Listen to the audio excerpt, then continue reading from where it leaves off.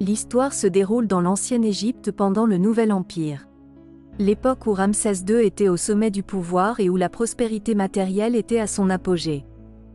D'énormes projets de construction étaient entrepris, et bien que les pyramides fussent déjà des monuments anciens, les pharaons continuaient d'ériger d'immenses temples à la gloire de leurs dieux et de leurs propres exploits.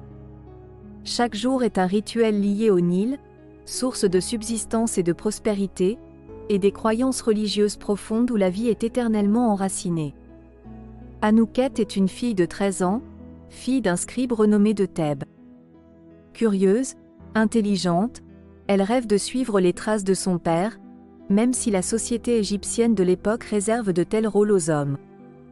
Anouket a de longs cheveux noirs, souvent ornés de perles, et des yeux marron perçants qui reflètent son esprit vif. Ses vêtements simples mais élégants dénotent une famille aisée. Une robe blanche en lin et des sandales en cuir. Anouket se tenait au bord du Nil, les pieds nus immergés dans l'eau fraîche. Le soleil du matin caressait doucement son visage alors qu'elle regardait les pêcheurs préparer leurs filets et les paysans travailler dans les champs fertiles. Chaque jour, après avoir terminé ses tâches ménagères, elle venait ici pour rêver et imaginer des histoires. Mais aujourd'hui, quelque chose d'inattendu allait perturber sa routine paisible. Son père, le scribe Merira, l'avait envoyé chercher du papyrus pour son travail au temple de Karnak. En traversant l'agitation du marché, Anouket vit des gens rassemblés en cercle autour d'un homme vêtu d'une tunique colorée.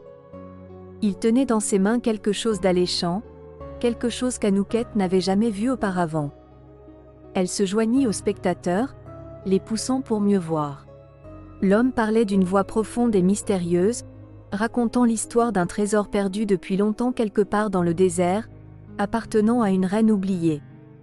Le joyau qu'il tenait était la clé pour le trouver. Ses yeux brillaient de fascination, mais elle savait qu'elle devait courir rejoindre son père. Cependant, le récit de l'homme semblait encore résonner dans son esprit. Anouket retrouva Merira à la maison, profondément absorbée par ses rouleaux de papyrus. Elle lui raconta ce qu'elle avait entendu au marché, mais son père haussa les épaules. Les légendes sont nombreuses, ma fille, mais peu sont vraies.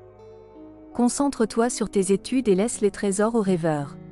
Déçue mais déterminée, Anouket alla dans sa chambre, la tête résonnant de ce qu'elle avait entendu. Cette nuit-là, tandis que tout le monde dormait, elle sortit silencieusement de la maison avec une lampe à huile et un sac de provisions. Elle savait qu'elle devait découvrir la vérité par elle-même. Son instinct la mena au bord du désert, où les dunes dorées s'étendaient à perte de vue. Elle marcha pendant des heures, suivant les indices laissés par l'homme mystérieux. Au lever du soleil suivant, elle découvrit une entrée cachée, une ouverture dans le sol menant à une tombe ancienne.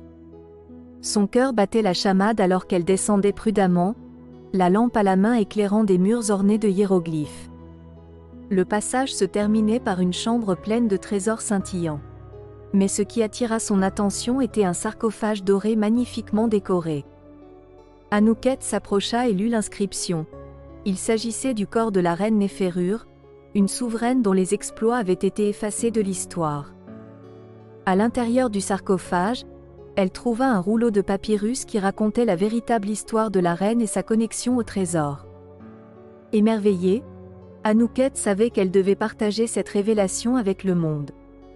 De retour à Thèbes, elle raconta sa découverte à son père, qui fut d'abord furieux de son escapade.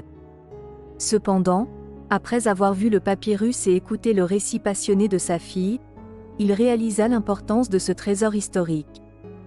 Ensemble, ils présentèrent ces artefacts aux prêtres du temple de Karnak, qui reconnurent la valeur inestimable de la découverte. Anouket devint une héroïne dans sa ville natale, fêtée pour son courage et sa ténacité. Elle savait que son trésor n'était ni l'or ni les bijoux, mais la connaissance et la vérité qu'elle avait révélées. Elle continua d'étudier avec son père, déterminée à devenir scribe et à écrire les histoires de son peuple pour les générations à venir.